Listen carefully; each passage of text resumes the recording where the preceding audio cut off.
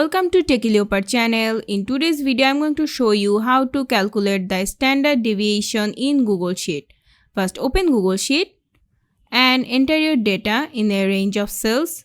For example, enter values in cells A1 to A5. Next, click on the cell where you want the standard deviation result to appear. Go to the function menu, scroll down to statistical and choose STDEV for sample standard deviation or STDEVP for population standard deviation.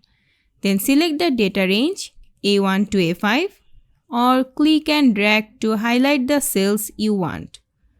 Click enter to calculate the standard deviation, and that's it. I hope this video was helpful. If it was, please give it a thumbs up and don't forget to subscribe.